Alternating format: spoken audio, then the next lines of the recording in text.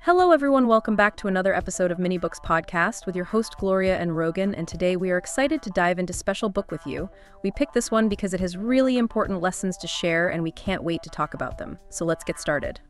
Have you ever noticed how some people just seem to have that certain something, that magnetism that draws others in? That it factor. Exactly.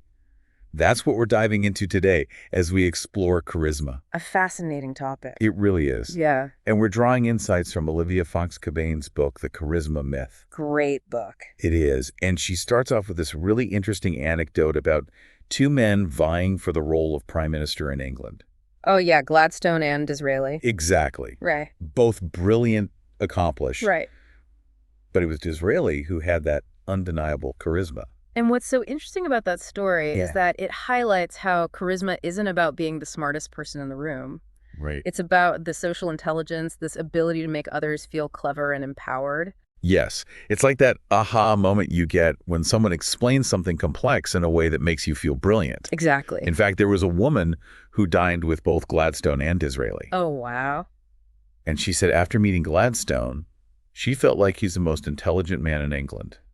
Makes sense. But after meeting Disraeli, she felt like she was. That's the power of charisma right there. It's like this social alchemy. Right. And that leads to a key point in Cabane's book, that charisma isn't some innate magical quality. Yep. It's a skill set. Okay. It's a combination of learned behaviors and mindsets that can be developed over time. So there's hope for us yet. Absolutely. There's hope for everyone. Well, where do we even begin? Well, Cabane breaks charisma down into three core elements: presence, power, and warmth. And it's important to remember, it's not enough to have just one or two. Right. You need all three working together in harmony. It's like a recipe, right? Exactly. You need the right ingredients in the right proportions. Absolutely. And if you think about those ingredients, the interplay is fascinating. Someone with just presence might be intriguing, but not necessarily charismatic. Mm-hmm. Think of that mysterious stranger across the room. You're intrigued, but do you feel a genuine connection? Right. Not necessarily. Then you have power without warmth. That can be intimidating. Yeah. Like a CEO who commands a room but leaves everyone feeling a bit trampled on. You're just kind of like, okay, moving on. Exactly. And then you have warmth without power, Yeah. which, while likable, might lack the authority to truly influence or inspire. So it's like the difference between a beloved colleague and a respected leader. Precisely. You might enjoy grabbing coffee with one, but you turn to the other for guidance. Exactly. Cabane uses Gladstone as that example of power without warmth. Intellectually impressive, but lacking that warmth. While Disraeli, on the other hand, seemed to masterfully blend intellectual prowess with undeniable charm. He was both powerful and approachable. It makes you wonder, if Gladstone had worked on his warmth a bit more, maybe history would have unfolded differently. But let's shift gears a bit to presence for a moment. Okay. In today's world, being truly present can feel like an Olympic sport. It's true, with all the distractions, Right. the constant notifications, information overload. It's so hard. It really is. Yeah. Cabane actually cites a study from Harvard that found people spend nearly half their waking hours mind-wandering. Wow, that is a lot of time.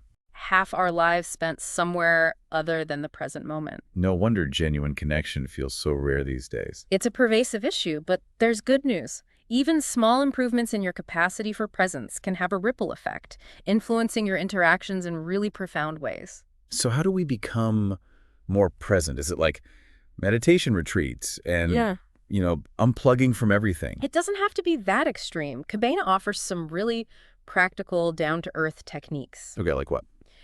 Well, one she emphasizes is something we often take for granted: our breath. Okay. Simply bringing your attention to your breath, feeling that rise and fall of your chest that can actually anchor you in the present moment. It's like a mini meditation you can do anywhere, anytime. Exactly. Even just noticing the feeling of your feet on the ground. Oh, interesting.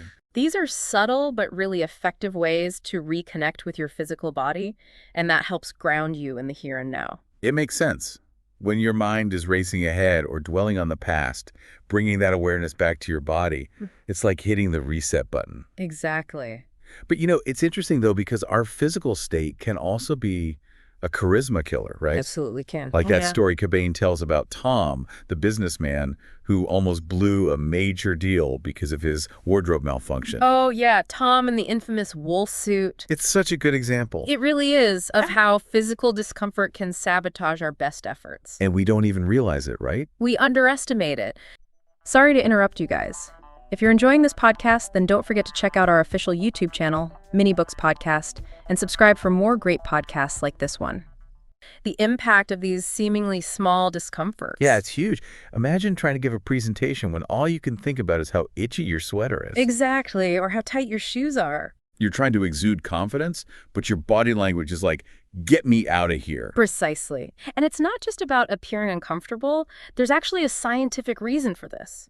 Studies show that physical discomfort, whether it's from heat, hunger, or even just an uncomfortable chair, can actually hijack our brains. Seriously. Yeah, it impairs our thinking, our emotional regulation, even our capacity for empathy. So that old adage, dress for the job you want, not the job you have, maybe there's something to it. Absolutely. And Cobain offers this really proactive approach. Prevent, recognize, remedy, or explain. I like that. So preventing discomfort before it even arises, Yeah. dressing comfortably, making sure you've eaten, being mindful of the temperature. Right, like the practical stuff. Exactly. Then recognizing those subtle cues your body sends. Are you fidgeting, hunching your shoulders, avoiding eye contact? Those could be signs that discomfort is setting in. Oh, that's a good point. And if it does, that's where remedy or explain comes in. If you can address the source of the discomfort, great. If not, just a simple explanation. Would you mind if we turn down the AC? I'm a bit overheated. It's better to just acknowledge it than to let it fester. Exactly. Now, along with physical discomfort, there's another big charisma killer: uncertainty and anxiety. Oh, tell me about it. Right. Like our friend Tom in his wool suit, he was dealing with pre-meeting jitters too. Absolutely. That fear of, what if I blow it? It can be paralyzing. It really can. And the problem, as Cobain points out, is that we often try to combat this uncertainty by clinging even tighter to control. Right, which just makes it worse. Exactly, which just exacerbates the anxiety. So how do we get out of that cycle? It's about shifting our perspective. Cobain talks about this technique called responsibility transfer. Okay. It's about recognizing the uncertainty inherent in any situation, but consciously choosing to release the burden of controlling the outcome. Yeah. You acknowledge you've prepared, you've done your best, and then you surrender to something larger than yourself, Okay. whether that's faith, the universe, or just the collective wisdom of those around you. So that's like that saying, grant me the serenity to accept the things I cannot change, courage to change the things I can, and wisdom to know the difference. Exactly. It's finding that balance between taking responsibility and knowing when to let go. It's easier said than done sometimes. Oh, for sure. But there's actually a guided meditation on Cobain's website that walks you through this whole technique. Oh, that's a great resource.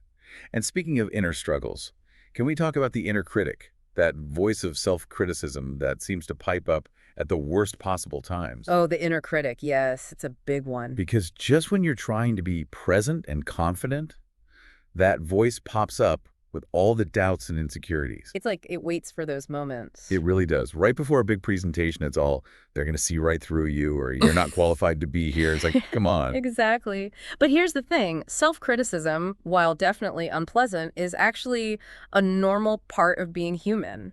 Really? Our brain's way of trying to protect us from potential threats. Okay, so it's trying to be helpful, but not doing a great job. Not always.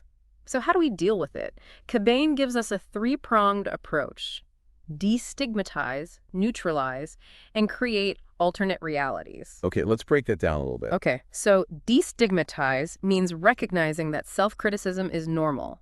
Everyone experiences. Thank you so much for tuning in. If you enjoyed this conversation and want to dive into more book insights and key learnings, don't forget to subscribe to our channel, Mini Books Podcast, and hit the notification bell so you never miss an episode. We're back every Sunday at 9 a.m. with new books and more to learn from. Until next time, take care, keep learning, and keep growing. Remember, this is Mini Books Podcast.